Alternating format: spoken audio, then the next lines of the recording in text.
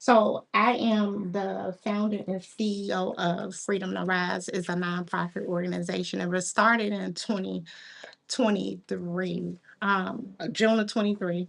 The reason that we started it is because we found that high school students were graduating and they were illiterate, and they couldn't pass through basic college courses. And we were just wondering, like, well, how did you get this far without someone noticing that?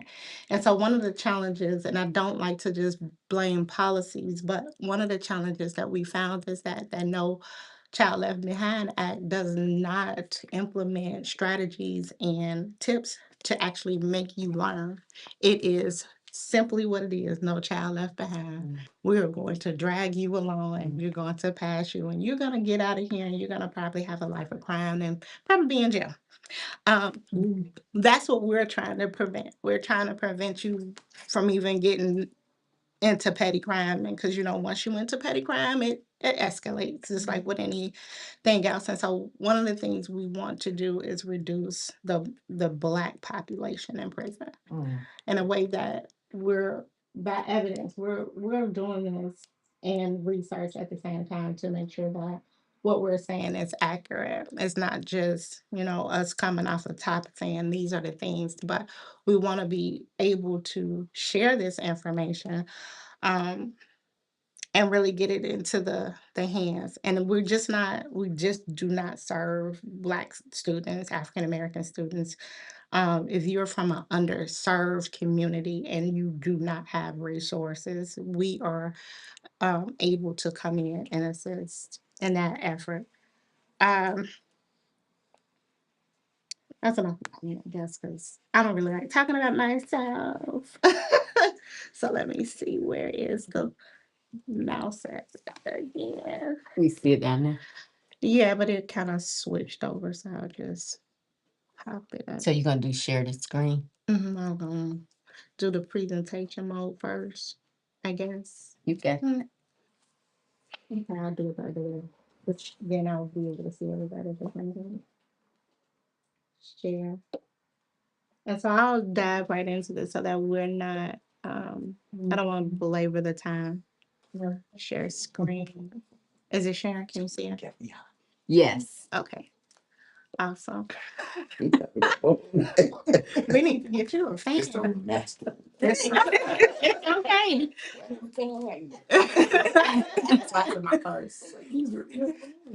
Oh, he did just move all them boxes for me though. He did. Okay, yeah. Okay.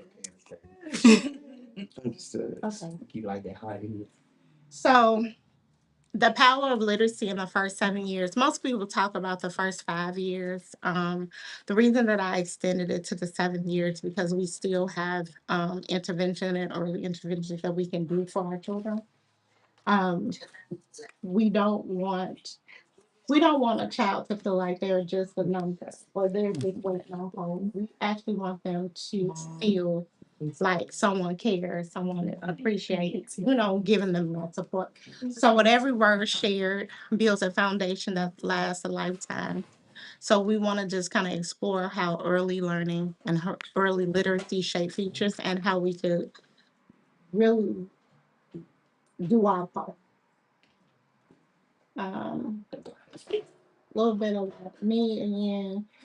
And my organization, Freedom to Rise, empowers and nurtures youth through wellness, education, and leadership success. I am the founder. The mission is to ensure that every child gain access to literacy, support, and opportunity to rise to their full potential. Our The rise in our name is radically inspiring self excellence. If they don't believe that they can do it, if they don't have an inkling of this is who I am, I can achieve anything, they won't. And so it's our job as parents, aunties, uncles, caregivers, educators to really tell a child, like, I see your ability to become something great, and this is how you start. No one told me that I would be so many years later doing this, but just to share a little story about me, I am a mother of five. children. I had my first child at 12. Yes, I know. Jesus. It was already ready. It was Jesus. I just said, said Jesus. So I said Jesus, and you don't even have to tell me. You understand? And so the next one I had at 16, and by the time I was 19, I had 3 children. And I dropped out of high school because I was like, ain't no way I'm about to sit on public assistance and actually make something of myself. It wasn't happening. They wasn't they were not able to provide enough money at all. So I dropped out of high school and I said, I'm gonna go work. And I did have to tell, people that I was older than what I was to get the job because I had to do what I had to do. Now looking back, I do, kind of repent for it, like, Lord, forgive me. But in the moment, it was like, I need to take care of these babies. Now I am married to the man who gave me all them babies, but at the time, he wasn't in the same space as I was in. Like, I'm like, we having babies. We don't got no money. I'm like, this is a problem. So I did what I had to do. Of course. I did what I had to do. And so I dropped out of school and I said, well, you know what? I'm going to just go and get a GED because, that's way they can stop asking me how old I am and all of this. I have this some of the minimum requirements for jobs is you need to have this equivalent to a high school diploma. So I said, I'm going to drop out. And against the teacher's instruction, they was like, no, we don't think you should do that. We think you should continue on in this effort and learning. And I'm just like, no, it's not gonna work. I gotta get to this money. And so I did what I thought was best. I went and I said I took the GED and I passed it and I said, okay, that's fine. But then it was something in me, and I was like, God, this can't be it because I don't know. I'm not making enough money still. Right? After doing all that, I'm like, wait, what's happening? And so I decided to go back to school on God's accord. Because I told myself, well, I'm not smart enough. I don't feel like I'm I'm worthy to do this. Because I let some people down. Um, they talked about me and all type of stuff, and I'm like, okay. And it was hurtful at the time, but I realized that it was a bigger calling on my life, and so I don't regret anything that I've done in any capacity, um, because I know that the 5 kids that I do have, they were not now, on other past teen. They were not teen parents, right? My first child had her first child at 25 years old. So I did something right.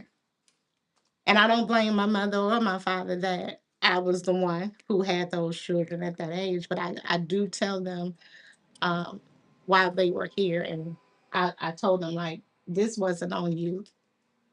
You did your part. It was me. I was out here doing God know what. And so um, this is the reason that I have this organization because I know what I struggled through to get to this role of doctoral degree. I hold 5 degrees currently. Congratulations. And the sixth one is that doctor. Thank you. Okay. I like that. So God he does what he wants with his people. And if I could tell you that some days I was embarrassed and I was humiliated because I felt like, yeah, you wasn't supposed to do that and you wasn't supposed to do this, but God had a different plan. And at every stage I would be praying like, I know you didn't bring me this far because I'm struggling again. What's happening? And what I realize is just the ebbs and flow of life, that there are always going to be some challenge faced, put in your path to make you a better person. Yes. Um, and I don't believe in that. What don't break you or kill you make you stronger. I really believe that God has a way of preparing you for your next level. That's true. And when the breakthrough is there, you like, well, this don't feel good. It shouldn't, because you've never experienced what he's preparing you for. So it feels like he's punishing you, and it feels like justice, but actually, he's elevating you to your next level. So why am I doing this, right? I'm doing it because you can get crippled by fear, right? If I'm 42, so I'm just put it out there. If I'm a 42-year-old woman who struggles sometimes with, should I do this? What is the family gonna say? And then I have to realize that the family not paying my bills. The family not putting food on the table. The strangers who don't know me, they be like, "Oh, what's wrong with her? She's so loopy." Yeah, I am. I need to talk because sometimes you have to distract the noise because that noise is what keep you suppressed. Depression is real when we care so much about what other people think. I used to tell myself that um, I need to be liked in order for God to bless me. Really? I used to tell myself that. And then I had to realize that because I was so friendly and so nice that people were walking all over me. And I was like, wait a minute. But it took me a little while because I thought I was doing God's work. I was like, oh, God, you just bringing these crazy people. They just need help. And I'm pouring into them and I'm empty and I'm still pouring. And I realized that, okay, I need to stop pouring into these people. And I need to stop being nice to people. Not kind, nice. I can still be kind without being nice to you. I can show compassion to you. But the thing is, at 6 years old, when I can't read and a teacher is standing in front of a classroom full of 6 year olds that are not the nicest people in the world, right? They're brutally honest about every single thing. What do? We freeze up. We don't have the courage to be brave in that moment. We technically we go, I ain't got no time for this. I'm gonna just put my head down. And she gonna call her somebody else. Cause if it's me that she has to call on, I can't read that. It's babies in these school systems struggling like that right now, and they can't find somebody in the crowd to lean on. They just somebody just put them on hold and they just waiting for somebody to pick up. We have to be the advocates at this point. And what I realize is that we just can't equip the children. We have to equip the adults because some of us are operating in that same stuff. We too ashamed though to admit I can't read that. We too ashamed to say, hey, will you come and sit with me so that I can build my vocabulary, my spelling? No one helped me. No one. And I tell you, I am not, when I tell you my IQ is 116, it is. I am not far from what most people would think because I don't act like sometimes I do not show how smart I am because I don't want nobody asking me for nothing anymore. I'm like, I don't know. That's the answer. That is the answer. I don't know. Because when I do know, you know it all. And that don't feel good either. So now it's like I have to have discernment with people on a daily basis. Like, are you for me or are you not? Because if I talk too much, you're going to know I'm smart. And then you're going to go tell people that you know everything. But if I'm reading to a child who doesn't know, because I feel like, and I said this before in a conference that I've done, we've learned how to read and write first through oral presentation. It wasn't someone sitting down with us with a book. And we have to be those storytellers in our homes, in community, wherever we are, we have to verbalize what it is that we're trying to do. Because if we don't, that fear takes over and the child's ability to discover words in their own right just died right there.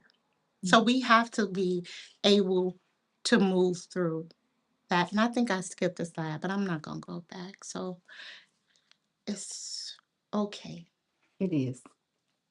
I realize that sometimes you have to give yourself more grace than you give other people. Absolutely. And so, what happens between the invisible gap is there's no bedtime stories, there's no picture books.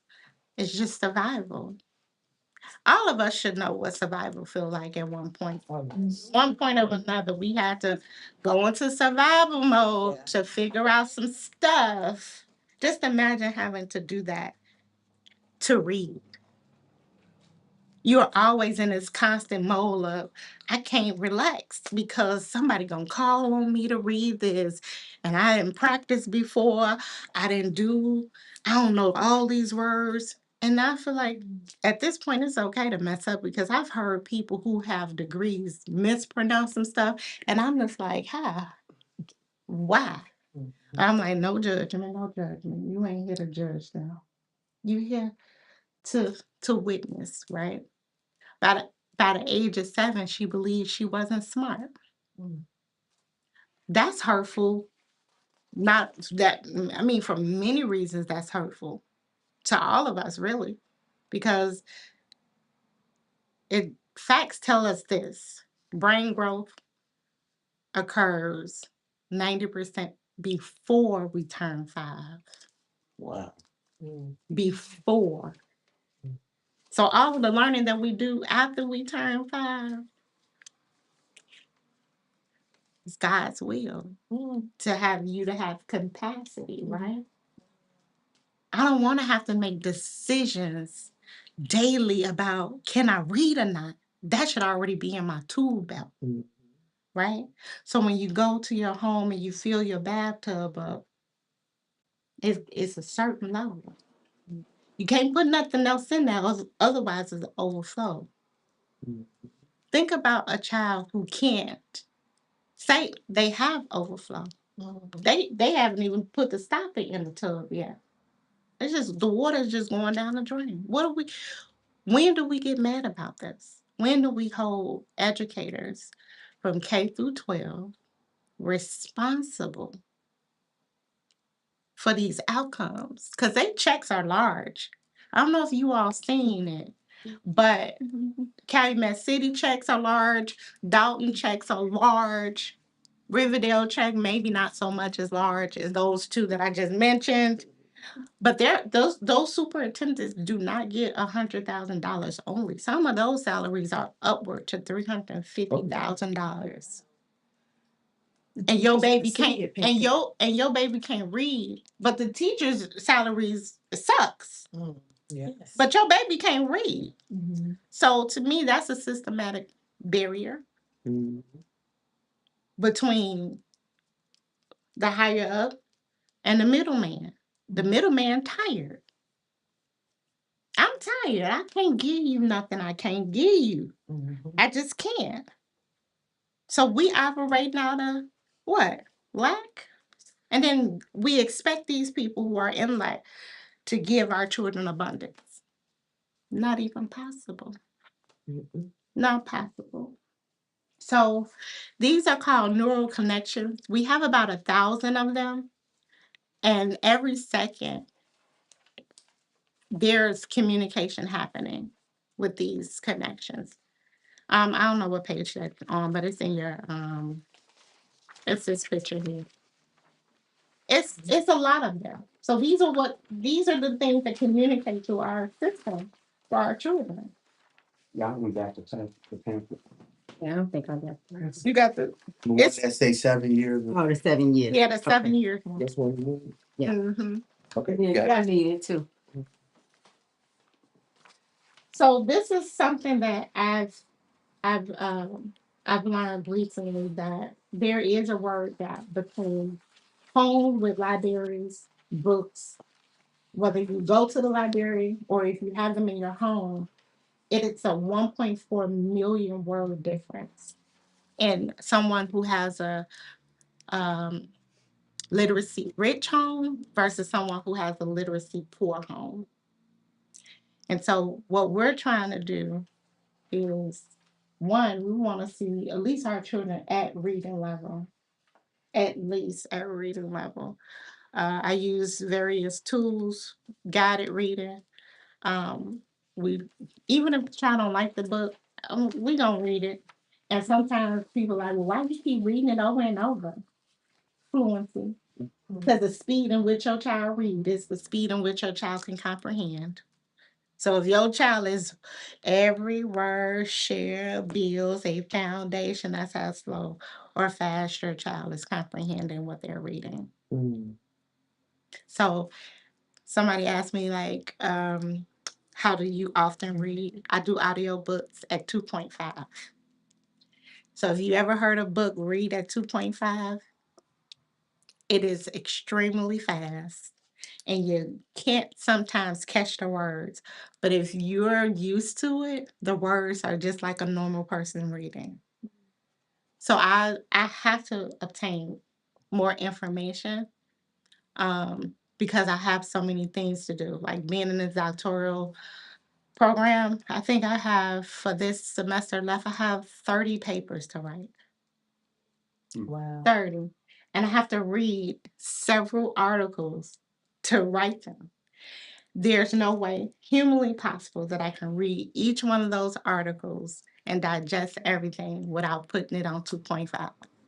Because I'm gonna be like, okay, now I'm tired. I don't want to do this anymore. Right? Just imagine a child doing that. They're struggling. They like, mm-mm. And I know if I come out this room, because they in the other room, they gonna scream at me to go back in there and sit down. But now I'm just sitting in here and I'm not reading the paper anyway. So I'm just sitting here to pretend like I did it. And then I'm come out and be like, I'm done. And no one goes and say, so what was that book about? Did you enjoy it? Was it a main character that you liked? No one does that because they're not equipped with the tools. So we want to equip parents with these tools to even assist, even if they don't know the answer, right? Because we're not here to know it all. We're here to guide our children so that they can know some more than we do and that they can be brighter than we were. That's really what this is about. You being smarter than me. Because I tell them all the time, you don't know nothing if you're not smarter than me. I want you to be smarter than me, make better decisions than me. Like, and it happens through reading. So I'm gonna give you this one fact and I'm gonna move to the next slide. 18, maybe 65% of adults over the age of 18 do not read. They learn and stop at 18. Now, these are the same people that's supposed to be, these chain breakers, these generation curse breaking people, but they not reading. And so you'll have a wave of generation that's uneducated. And then the first thing people say, well, send them to school. Everybody can't understand. Some people need a trade, right? Some people need, you kind of know what you know, right? You like, I think I can do this. Okay. And you kind of feel it in your bone, like, I'm good with numbers. Let me be a numbers accounting person, right? I like science. I can be a science teacher. Or what I ended up doing is I went into technology because I'm like, I love science. But I wouldn't have known I like science if I didn't drop out of high school. Because your GED gives you these 5 standard tests and they tell you which ones are the highest. I said, oh, I like science, huh? So every day after that, I've been in somebody's science class in a technology program to prove to myself that science was it. because I didn't know which way to go. I'm like, these little jobs not paying enough. Y'all heard that story? I said, what is going on, Lord? You got me out here struggling. I got all these kids. He finally put a ring on it. And I was like, well, dang, y'all, but it is what it is. I'm not ungrateful. I'm just saying, we have to definitely have to um do right by our own children first, and then whomever else we can reach, that's who we should be pulling them in, saying, hey, it's only an hour, and then I'm gonna give you these tools that you read 18 minutes a day for the next 2 3 years. You're gonna be better than half of the population. 18 minutes. You wouldn't even think 18 minutes was long enough to make an impact, but it is. We live in a world where it's information is spit on us so quickly that we don't have real time to digest it anyway. So if you can focus for 18 minutes, you are ahead of the game. So true. That is so true. Just and we're not trying to leave people behind, but we need some people out in the front to be ahead of the game so that we can pull those people up too. That's really what it is. We got to lift while we climb. So, Makes sense. at third grade, I talked about prison systems. At third grade, that's how they know your child gonna be in a prison system. Yes, that is so true. How old is it when they start building the new prisons? Is it third? Third grade. Yeah. You've already set your child up for failure if your child is having reading issues, girl or boy. It's no exemption at this point. People used to be like, "Oh, it's just the boys. They don't know. They just hard headed." No, females are going to jail too. So this third grade cliff, it's something that I've seen a third grader, and then I've seen the mom, and the mom was so cantankerous, and I couldn't understand why she was combative like that. And she like, my baby go to private school. I'm like, what does that mean? In my head, I'm like, you paying people to teach your children, and they not teaching them because clearly she can't read. I couldn't get this woman to meet with me so that I can assess where her child was at all. And I'm like, can you do a Zoom call? I'm at work. Yeah, so you don't got no relative who at home with your baby? Because now the professionalism has come off, and I'm like, yo, you need to like we need to get your baby in this program because clearly you don't have the capacity. And I'm over here like begging people to come learn how to read with me. Like just sit and read. It's boring, yeah, but in the end, it makes a difference. A major difference. So I'm going to read this slide because I think it's really important. Children are reading proficiently by the end of third grade are 4 times more likely to drop out of high school. In third grade, I was reading at a sixth grade level. So I didn't have those issues, right? I had a bright future ahead of me, but I had a boy in my view sight too, right? So I chose what I chose, but we don't have to let our children choose that, right? So this is the point where children shift from learning to read to reading to learn, right? Because we've already had our foundations. We should know our phonics. We should know our ABCs. We should know how to spell, right? In most cases, we don't though. And I just heard that either Markham or Hazelcrafts just took writing, spelling out of their curriculum. Oh, MG, they already took cursive out. Now they're gonna take writing and spelling. Yeah, that's what I just heard. And I'm just like, okay. But they're public school systems are not really designed for us to win.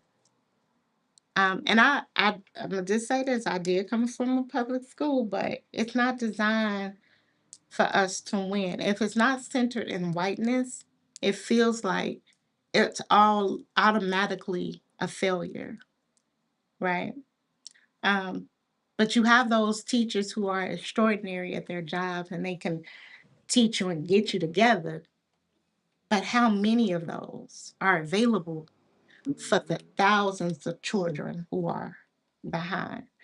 So we as a community, um, it's a lot of stuff that we have to do that needs to um, be said, and we can't back down because once we all leave here, it's our remains that will be here, and we want them to be able to do all of the things that they want to do. And I tell people that reading is a form of freedom. It's liberation. I can get lost in a book that's taking me over into another area. It could take me to outer space. I mean, you can go anywhere if you get the right book. Mm-hmm. Any genre of book, you can go to any destination, any setting, whether that's fiction or real.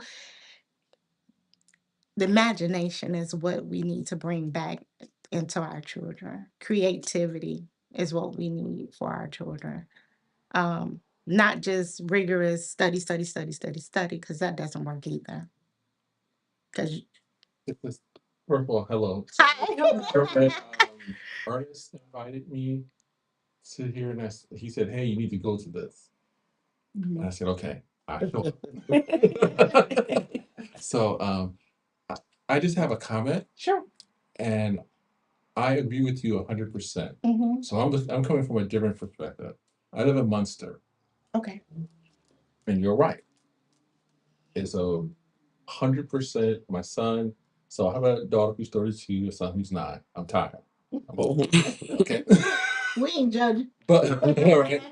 But you are exactly correct. The difference between the school systems and what they learn in a all predominantly white school versus when he went to a black school and he lived in Linwood. Mhm. And so yes, um, spelling is gone.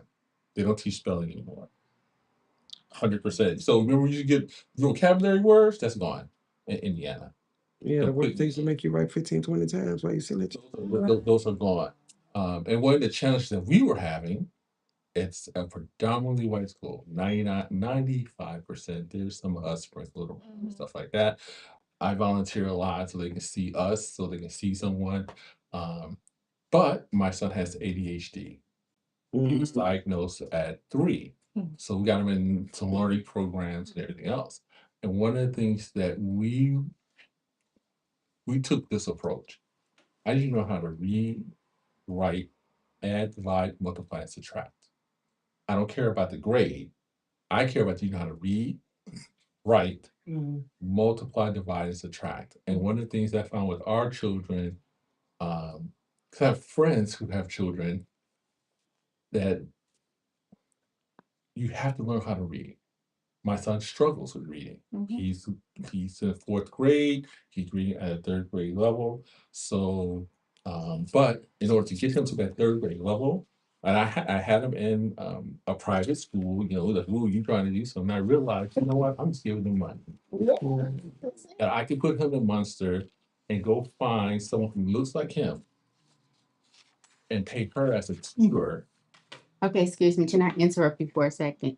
Yes, yes, ma'am. Because you have Dr. Chanel right here who has a literacy program from ages 7 to 21.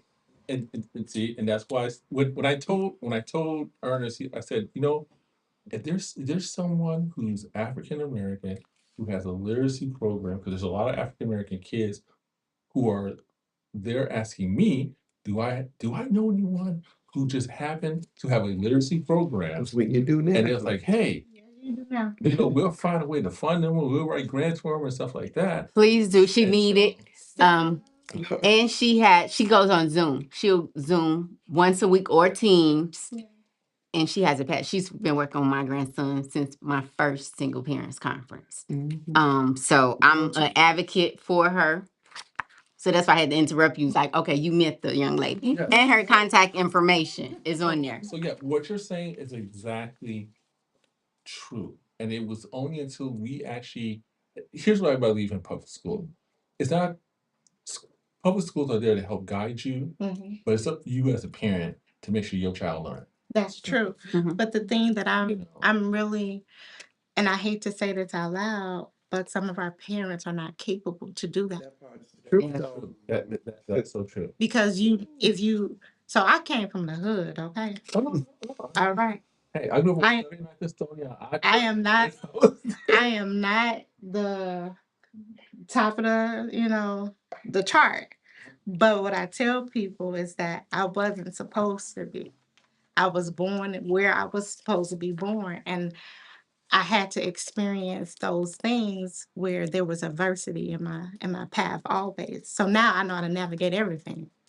But if I was born, with a little more money, I probably would. Every little thing that come my way, I'd be like, "Ah." And I'm not here for the saving, right? I think the challenge becomes, how do we communicate that parent to have an issue without being offensive? Right. Because as soon as you offend me, I don't hear you anymore. I don't care what you offended me about. It could be the truth. But I start to put this, and I go, now I'm not listening to you, right? Because you just offended me. But I know where the problem is. And any educator will tell you it starts at home. But if at home ain't where it really should be starting, that's why I'm sending them to school. Because I don't know, right? If I don't know, and I know I don't know, I'm sending them to you, and I don't need your judgment. I need you to teach them. So when they come back to me, they can give me some of what they've learned too. Because it has to be a two-way communication in the home. We But- find that with financial literacy too, Yeah. trying to get to the kids so you can get to the parent. And I'm gonna just say this, and it's because in the church, that's their motto too. Like, we need to bring the children in. And I'm like, And work on people first. I said, you can't even bring the children in because the parents are like, I ain't going in there. I ain't doing. And when they're like that, you're not gonna be able to get in there and say, they have to first relate to you. I've found sometimes when you bring up the fact that we all want our kids to do better, Mm-hmm. we all want our kids to be better than ourselves. Mhm. When you start with that, the ears open. Oh yeah, I agree. And then sometimes they're a little bit more receptive. Oh yeah, if I want them to be better, don't I want a little bit of that too? Mm-hmm. Don't I want to learn what they're learning Look, and being receptive that way? I'm gonna tell you this. My money management is crazy because I'm the treasurer at the church. Mhm. But when it comes to my own money, I'm listening to my 25-year-old son. Oh, he's Mhm. 26 now. Mhm. I'm like, what you got on what? And my 16-year-old no stock. So I'm like, what y'all got? Because that part, no one taught me that part. I'm over here like, okay, I can make They're not this, teaching anybody. and I can do this, and I can put this together. You'd be surprised. You'd be surprised. I teach financial literacy. I go out to the schools. By trade, I'm a stockbroker, Okay. and I go out to the schools. So I do stockbroker and AI. Mhm. And I went to Leo. I did something at Leo. The principal asked me, "Hey, what you going to talk kids about compounding interest in a way that they can understand?" So and here's what I realized: sometimes we talk up here instead of talking here. That's what we know. You have to. And so I went in there and I'm like, okay, who know what Facebook is? All kids know what Facebook is. Who know what Instagram is? All kids know what Instagram is. Who know what Apple is? And I said, okay, we're gonna learn this thing that no one never taught us. I remember the only thing I knew that my dad came home, he put his check out, he gave it to mama, and mama paid the bills. That's the only thing I learned. That's what I saw. So that's what I learned. So and I show them how to do compound interest. And when I showed really basic, I did it really, really basic. And at the end of the class, the young man said, I saw something on TV with the little ticker things going through. He said, but you're the first person who actually taught me what it was. Mm. And I looked and I said, and so as a principal, I said, we need something for the parents. We need to teach it in a way where parents can come in and don't feel ashamed, it's no harm, and just teach it as a way like, what's a ticker stock? What is this? But use everyday language. Whatchamacallit, thingamabob. Yeah. No, right, right. I mean, that's how, because that's how we understand things, and use analogies that we can use to talk instead of uh, the way I teach it. Like I say, hey, here's these vocabulary words, and I'm just going to map it to what you know. Mm. So if I do it that way, it's really easy for people to understand, okay, there's a car. Okay, the car is a stock. All right, you need oil. The oil is a ticket. You see, because when you do it that way, people have a way to understand because that's what we grew up in, especially if you're older. Mhm. If you're older, you have to be able to explain in a way that people can, I think, understand and comprehend. Definitely. And so I definitely agree. Like I said, I'm excited. I'm glad I was invited out. Um, but yeah, I want to hear more. I want to hear more about the program that you have. Absolutely. So Absolutely. So I have about 7 more slides and then we can I'll turn it, yeah, turn it back over, open the floor. So another thing that is really important to understand is that only 35% of fourth graders are reading at or above proficient levels. That's our reality. I just wrote this presentation in September. So that's probably as of October 3rd. And I'm sure that it has not changed since October 3rd about our current reality. So the cost of waiting, if we wait too long, you're going to spend 4 to 5 times more than if you would just invest in your child's early education. So spelling, weekly tests, even if they don't want it. Like, I mean, I was doing little words. Like, I don't even care. We're going to do these little words and we're going to do them till you tired of doing them. And then once you tired of doing them, we're going to find you 10 more words that you don't know. And we're going to do it some more until you tired of doing those words. Because I need to get it so deeply rooted that if you sitting at a screen and you like, how you spell that word? You can sound it out now. Now we'd have done our phonics on all those words. Now you don't have to struggle with it. Because most people think, oh, well, I'm just going to come in and we just going to read. No, you're not. This is like school too. You're going to work. Because if I'm working to get the lesson plan together, you're going to work even if you don't want to. And I've had children complaining, like, so what? What you want to do? You want to end the call? Because I'll get off the call. I I don't I'm not sugarcoating it for your child because I don't do it for my own, right? You don't want to be here? Okay, we'll try again next week. But it's gonna be the same. I'm gonna meet you with the same energy. Not because I don't like you, but because if you're gonna waste time, then you don't need me. You wanna go down that path. You wanna hit your head and find out your own way. And that's okay too. Because some of us learn once we bump our head. Mhm. Some of us, then some of us don't. But you will spend more money in costs to get your child educated.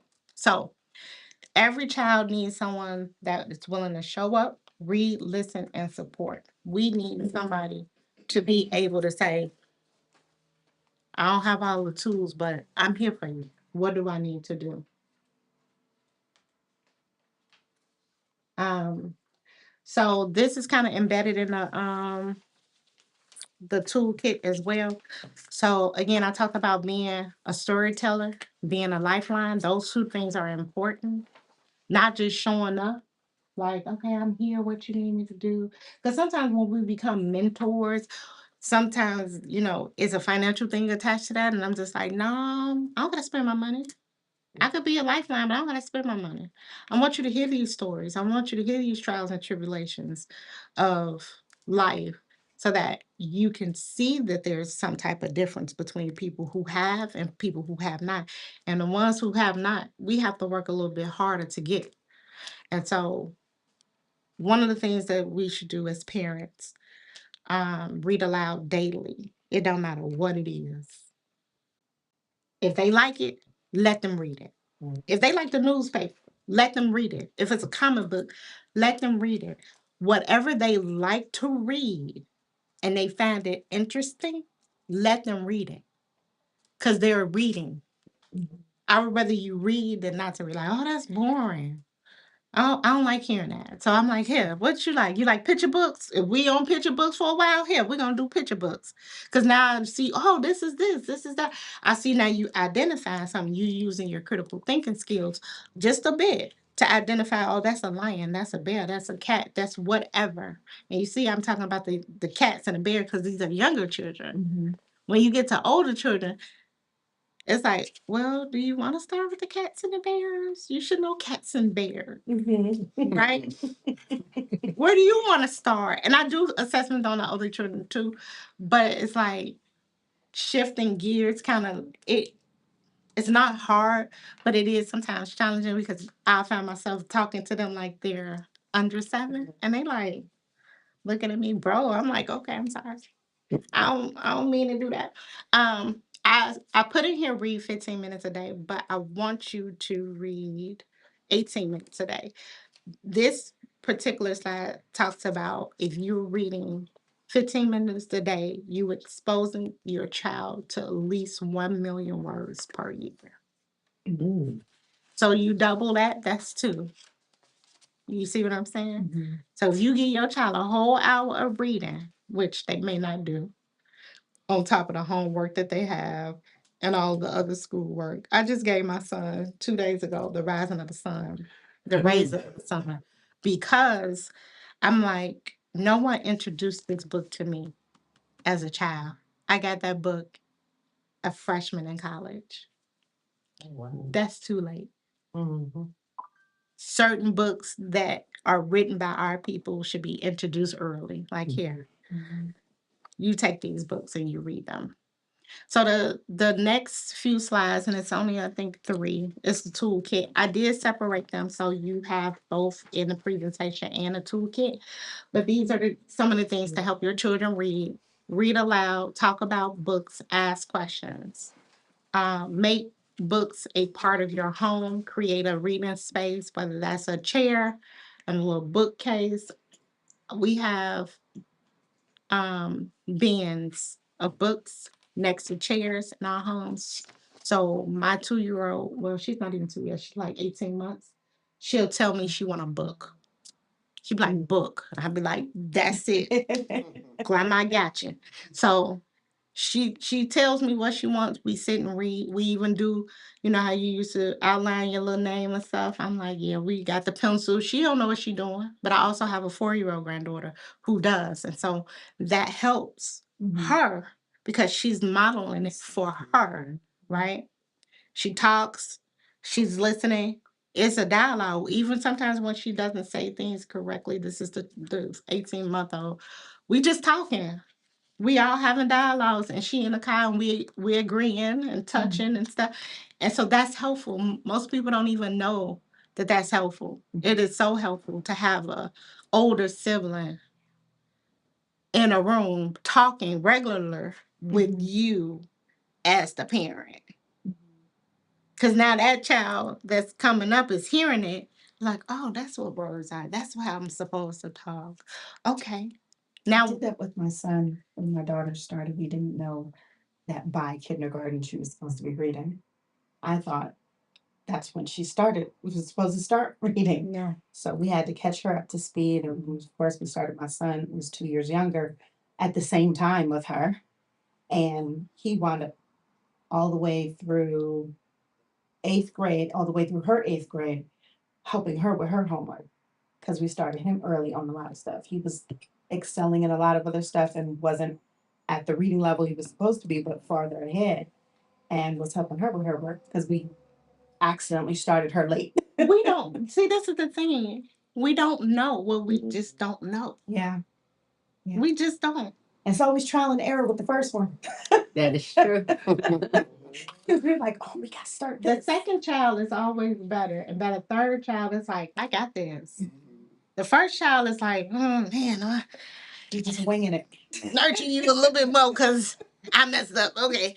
But it is what it is. And I appreciate you saying that because I also have kids who are all different levels and they all help each other. Because I'm like, who gonna help y'all if I leave here? I talk like that because I don't know. I do too. I just be like, look, I gotta get you all the way together because who knows? But and they just be looking at me like, are you okay? And I'll be like, I'll be fine as soon as I know everybody is okay, My right? son just said that the other day. Why does everybody talk like they leaving here soon? You never know. You don't know.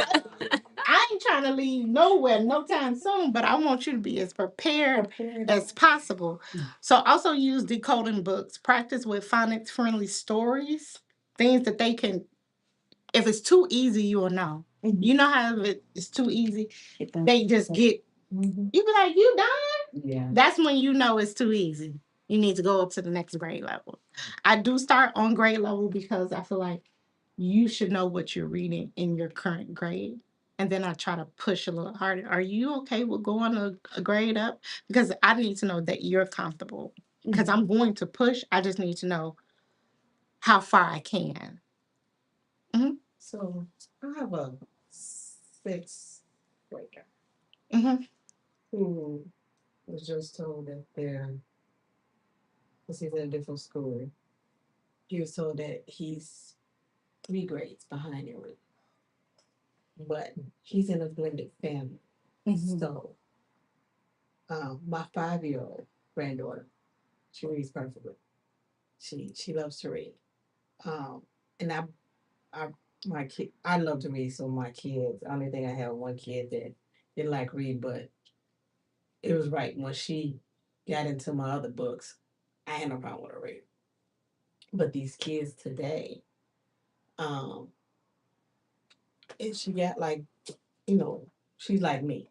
My daughter got books of in a bookshelf and stuff that the 5-year-old goes to. But we just found out that the 10-year-old, he's in 6th grade, he really can't read. So I'm like, okay, so how do we get him to at least read 15 minutes? Because his parents, it's not like my sister, my daughter. My daughter is like me when I was with them. She's strict when it comes to schooling and reading and stuff. It's structured. Um, do you know what kind of material he would like to read?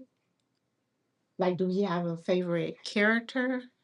Like a Spider-Man, or I don't know all the characters, so please forgive me. Iron Man, somebody like that. He like Most anything. kids like that YouTube stuff. But see, you have to filter YouTube I agree. because it's predators on there too. So you have to be careful with that. And if you're gonna give them YouTube, you should listen first before they go on. Because I've caught some stuff and I was like, what is that? I said, oh no. So I had to turn that off and was like, we're just gonna read these books. Cause I was just like, I don't have time to pre-screen. But if you're comfortable with YouTube, please My pre-screen. grandbaby tried to put that. She's like, I want Baby Shark. Okay. So I turned Baby Shark on in my car, on my phone. But then I'm like, that don't sound like Baby Shark. Yeah. What are you watching? Cause some of them pictures, the images are deceptive. Like it'll have the baby shark or the whatever. Like the Right. voice, but then the pictures are showing something. Something Yes. different. And I'm like, no, we're not doing YouTube. So that restriction, how does restriction work? Because I restrict it. so my YouTube is not restricted. So I normally go to Amazon Kids. I'm Everything is either on Kindle or Amazon. Cause I just YouTube is just like I'm like, no, I'm not getting ready to. If I can't look and approve it, because I think YouTube does this, but I know for a fact that Amazon allows you to approve what they're going to be watching. So if they're on another device, her permission has to come through me before she even gets to view it. So I'm like one of those people, like, I already know what kind of world we live in. And so I refuse to expose you too soon to something. And so I'm like, look, we just gonna do what I know. And then when we get comfortable with something else, we can branch into that. But yeah, uh, I would say, to answer your question, I would say um, storybooks with pictures. So I have ADHD as well. So story things with pictures always help is helpful because it illustrates to you. Right. Even if they're small text, I would start with that, like one, two sentences, um, and then go from there. But give my information. We could do an assessment and then figure out where he is, and then we'll force him to get on level. And when I say force, I mean Gently nudge. it's gentle, but it's I want him to succeed like my yeah, grandkids. yeah, You know, and even though this is a blended family, but I know how his parents are. it could, and He's then married to my daughter, so my daughter, her structure, it could be. mine. We Correct. don't always recognize, but if you have members of your family who have dyslexia or any type of reading issues, it could be. Now that's what I noticed. Yeah. But his daddy, like, no, I was like, no, I worked with kids at Proxy. I've seen this. Yeah. He So has dyslexia. yeah, Some kind of way. and some of those words, when they start jumbling, Yes. there's nothing you can do. You know what I mean? Like either you find something that gets his mind to center it, maybe music to help. But you're gonna have to find the source of what's really happening because we're not struggling for not it's a reason why we're struggling to read. So once you uncover that, and there's nothing wrong with having dyslexia or ADHD because these are superpowers that people don't even know. Okay. Because I can do stuff that other people can. They're like, how you do that? And I'm like, it's the gift, baby. Yeah. I tell them just like it's a gift. Most people think ADHD is a curse. It's not. I didn't find out until I was 39 years old that I had ADHD. Yeah, my son just told me. My sister said when I told her that I was diagnosed, she said, "Yeah, I knew." I said, "Girl, bye. You ain't know nothing." She said, "I did," but she wasn't a medical professional when we were growing up. She's like, "I always knew something was different about you, but I just didn't know what it was." And now she's a mental health professional. She's like, yeah, I could have told you that. I'm like, I kind of rolled my eyes because I'm like, well, why didn't you? Because I just paid for this psychiatrist to tell me. I'm like, I would have took that diagnosis. I would have took it, and it would have been just as fine. I just paid somebody to tell me something you knew, and you certified to tell me. But I understand sometimes that conflict when it's your family, you're not supposed to. Buddy reading and repeating together, or even sitting in a room listening is really good. So if you have audiobooks, those are good. Those are good. That's reading. Whether you feel like it's reading or not, because he may not be looking at the paper, it's reading. Because you have to hear it, you have to comprehend it. Now, what goes a step further is go buy the book and have the audiobook playing. It's surprisingly my 5-year-old did that when she was trying to read exam and nobody wouldn't go read it to her. She actually found it on YouTube. And she I was like, But that's that's the what strategy. she learned. It is a strategy. People are not out here just bright. People have these strategies, these tricks. I work in chunks to get stuff done. So I set out an hour, 45 minutes is work, and then the 15 minutes I'm doing like la la stuff because my attention span has gone to the moon now. And I'm just like, okay, when is it gonna come back? Okay. And I get up, walk around. If I have to go outside, I go outside, do what I have to do, drink some water, come back to it. We don't learn by sitting at something 8 hours straight. If I can't regurgitate it back to you, I have not learned anything. I just sat through a class, a presentation, a webinar, and couldn't say what you was talking about. I just wasted both our time. So break that up for your kids too. It's helpful. Turn reading into a game. Phonics, they have all type of phonic play and apps that you could incorporate. Do that. Um, and then do daily phonics. Phonics should go in every lesson, right? Blending should go because English is very hard. And then this is not our native tongue anyway. So you're asking us. Yes, I'm a good You just rolled your ass when you said it. Yes. So Not our native tongue. They force this language on us and we have to speak it properly. No, don't do that to me. Don't do that to anybody. Right? Because I listen to some, other races, and I'm like, you're not saying that. When it comes to English, I'm like, I'm listening because I want to see if I'm saying it right, and then I hear you mess it up. I'm like, oh, okay, so it's an illusion around here. We have to be better than everybody, unfortunately, for us to be taken seriously. Okay. So now you jump the same way I jump when I hear Pacific. What? I just be like, which one? Atlantic? Oh, like In between the Atlantic? I mean, I just make light of it because I try not to be critical because I don't want people to be critical of me. Because I do mess up sometimes too. And I'm like, oh, I messed up. Hopefully, didn't nobody hear that. And keep going, right? But the challenge is when you hear other people who make us like we don't know, they look down and be condescending on us. It's when I get a little frustrated. So the 90-day reading plan is really simple.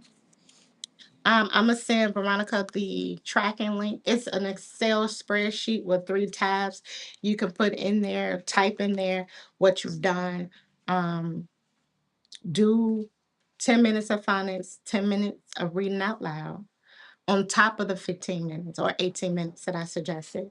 Do buddy reading and a reading game, depending on how y'all want to do it. Because you can read every day for 18 minutes at bedtime and you can skip some of these things.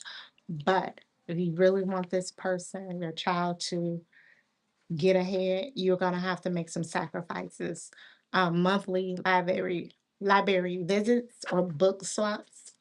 And we just started a book swap this month in October where we're collecting books for children and young adults. And Veronica was gracious enough to donate some of her books to us. So we're definitely going to be, telling people, hey, if you didn't get one, you need to go back, type of deal. Keep it joyful, do a praise effort, and celebrate progress. Because it's not about you didn't read all of this. It's not about that. Come away from condemning, and we want to remove that if I don't read this correctly, that I'm gonna be punished. So if you yell, because I am sometimes a yeller. I need to reiterate that to my. I'm sometimes a yeller because it seems like I don't know if y'all got kids like I got kids, but I was saying like, hey, you can't do that because, and they go and position themselves to do it anyway, and I'm like, hey, no, you can't do that, and they keep doing, and I'm like, what's wrong with you? Like, stop. they don't hear unless you yell. And it seemed like for some reason that's the thing. So we want to avoid yelling at them during this reading because we don't want them to feel like this is um a negative approach to learning. So just commit. These are the calls to action. Commit to reading 15 minutes every night. I said tonight, but every night. You can also join our mission. Ways to support us specifically is volunteer, donate, advocate, and share. And then you can connect with us, Freedom to Rise, the number 2, It's freedom2rise.org. And then this is the last slide. Well, thank you guys for listening to my presentation. Every child deserves a story and not just a number. And I got my contact information there. So you have a poem, the presentation that was done tonight, and the toolkit. I'm going to send the tracker later tonight, which I failed to do on the last when I sent everything else. But uh, any questions? And if not, I'm gonna throw it back to Veronica. Sounds great. Well, thank you so much. Thank Did anybody have any Great questions? job. Thank you. Yes. Appreciate it. Now, did I have my hand up or somebody else had their hand I up? think somebody had their hand. Okay, I'm sorry. I just saw it, so. You gotta pull your camera look like something. You said what? The camera to the side. For her, It's your turn. it didn't. I don't know. This one. I'm in this one. Oh, I thought that one. Yeah, this one. I don't know. It's supposed to be. It did turn earlier. It was turned. Yeah. It was turning and stopped, but you could still see her in there because it's Yeah. back. I want one. I don't know what it is. You're like, I don't know I what got it it is. turned on his own or something. It does. Fallon, at her event, Mhm. the guy had the camera that was turning. Rotate. And it just wouldn't stop. Exactly. Well, I went and bought that off Amazon from that. Okay. Oh, Okay. Yeah. It's not if you want you. It should follow anyone's voice. That's Okay. That's what, and I tested it out at home. It worked. There you go. Oh, there. Maybe Yeah. it's your voice. I 'Cause it did start know moving. my voice. It did start moving when you started to talk. All right. Did you have a question? I think that was me. I don't know how I did that. Oh, I didn't raise my hand. Oh, okay. All right. Well, did anybody have any questions? Well, thank you so much, Miss Chanel. Dr. Chanel, go We ahead. can talk after. I was going to say, do you have any flyers or anything to that nature like that you might post? Do you have a business page, a Facebook business page, or That's Instagram? what, I have Facebook, but I don't think I have Instagram. Okay. But all of my information is on the website as well, Okay.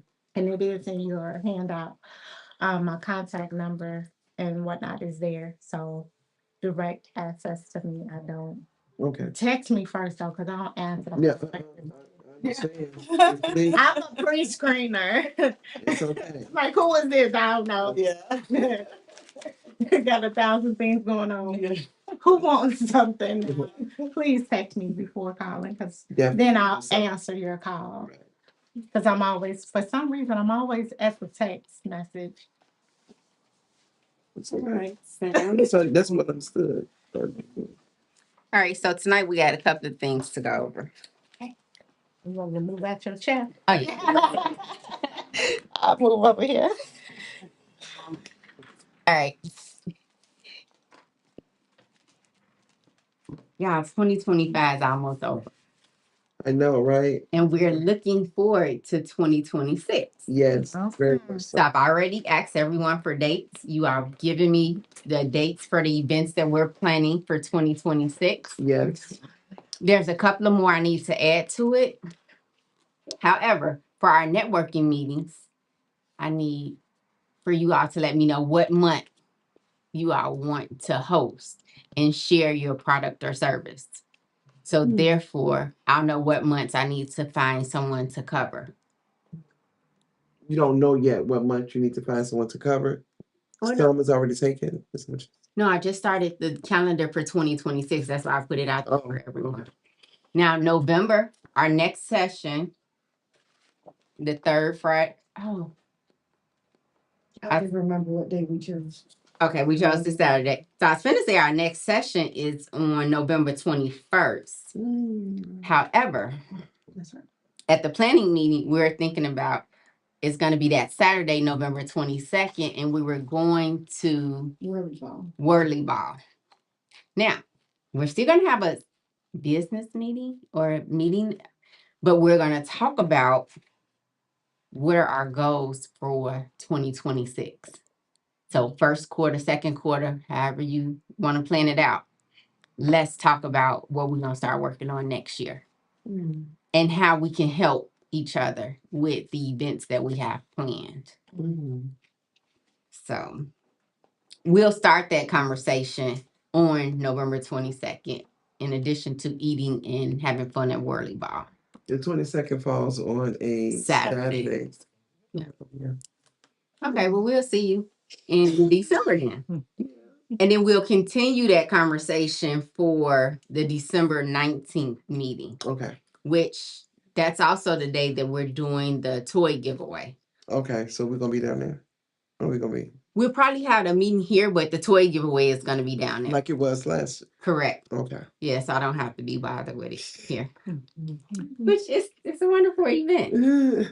But and that's what close out the year for what we have that we planned in 2024. So 2026, it's going to be busy.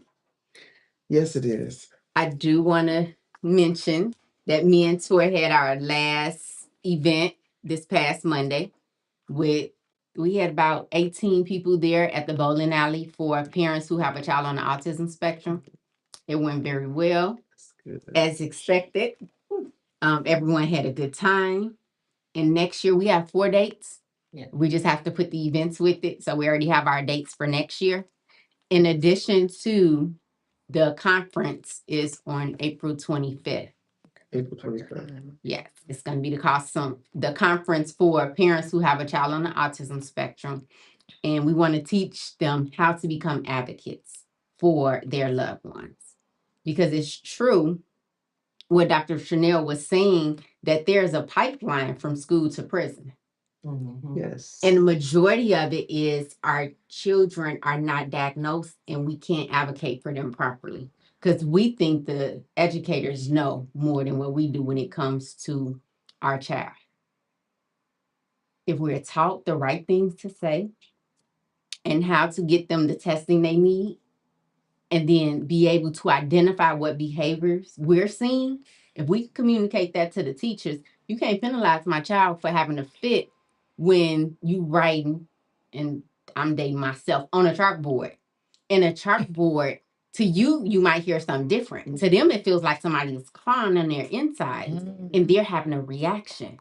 But if I don't know that to advocate for my child, you're going to say, oh, he's a disruption. Let's send him to the principal.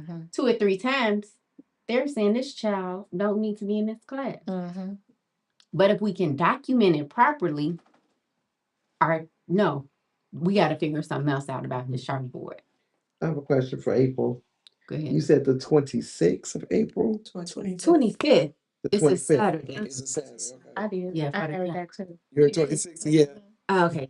No, it's the 25th. Okay, then we go turn it. Okay, Yes. let me change. Put it in. Okay. But so it's true. We want to be able to help our kids in different ways. And even though our focus for Help from a Sister is parents who have a child on the autism spectrum, becoming advocates for your child actually goes past that. It's for all parents. How to become a proper advocate. So I think those are the things I wanted to mention. I want everyone to introduce themselves and tell me what you're working on. What do you have coming up between now and the end of the year? Does anybody have anything they're working on? No, not this year. Okay, so you already got some things planned for 2026. Yeah. Okay.